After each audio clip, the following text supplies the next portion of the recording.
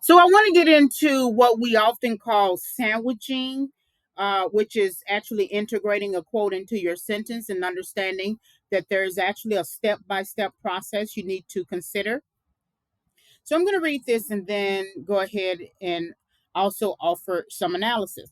Duckworth and Gross introduce an integrated framework to help the reader understand the requirements for achieving long term success using grit and self control. They propose that grit and self control have some similarities and have some differences, both of which can be understood using the hierarchical goal framework.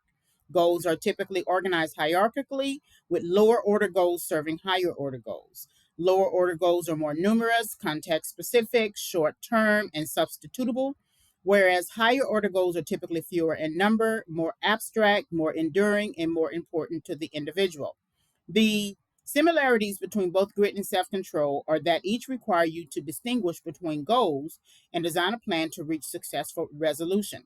Where they differ is in the idea that grit requires long term commitment for years or even decades to a superordinate goal in the face of setbacks and obstacles. Self control only creates momentary success. So, this is the aspect of the reading Self Control and Grit Related but Separable Determinants of Success, where the authors are discussing the hierarchical goal framework. There's a visual that is provided within the source.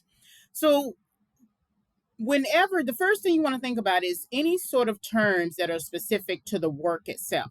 We don't speak like hierarchical goal framework every day is everyday speech. We don't talk like that every day.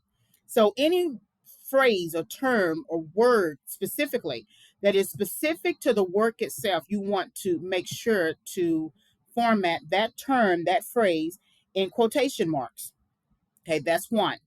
And then also remember, whatever you do at the sentence line also matters in terms of how you're going to format the end of the sentence line for MLA purposes. So we did not begin this sentence with Duckworth and Gross, but we are incorporating or we are integrating a formatted terms specific to their work. So we also want to add their names at the end of the sentence line. Remember, it's Duckworth and Gross.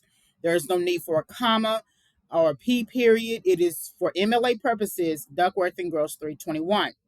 So now that we reformat the term, we need to define the term according to how the authors are defining the term within their work.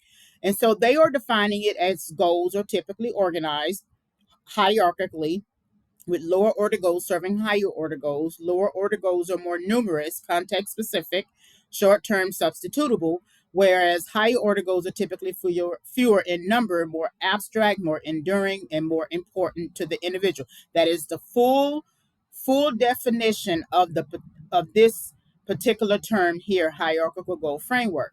So that means we're going to format that with quotation marks, both before and ending. And we did not mention the names of the authors at the beginning of the sentence line, so we're going to mention the authors here. Okay.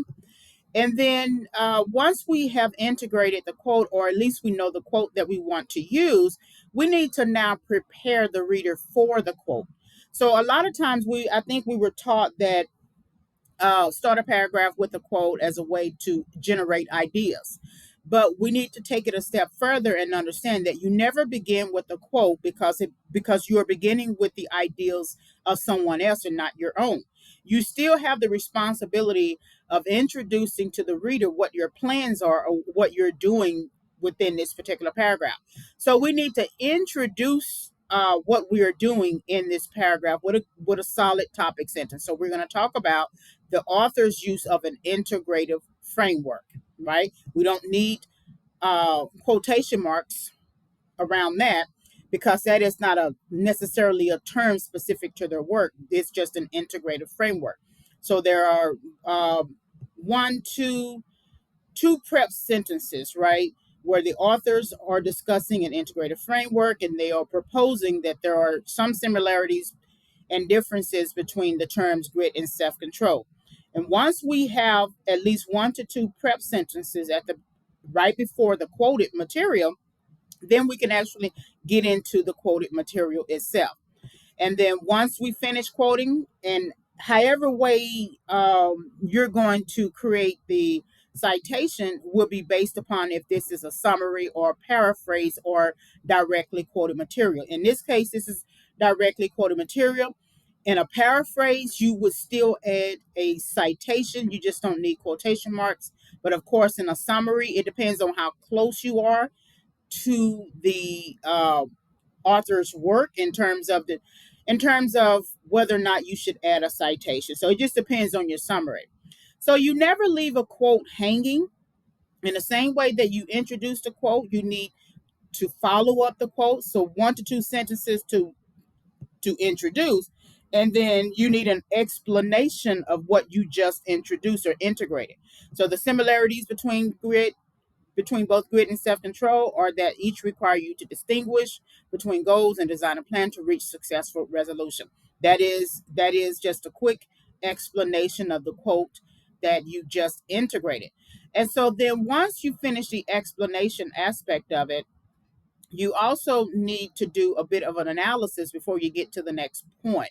And so where they differ is in the idea that grit requires long-term commitment for years, even decades, to a superordinate goal in the face of setbacks and obstacles. And self-control only creates momentary success. So that begins after you do an explanation, meaning that your follow-up statement after the integrated quote, then you can get into your beginnings of analysis.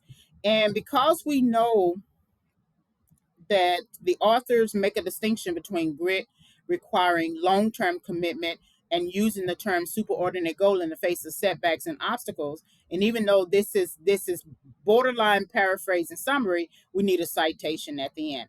And then of course self-control only creates momentary success. So there's both the similarities and differences. So remember, we are sandwiching a quote.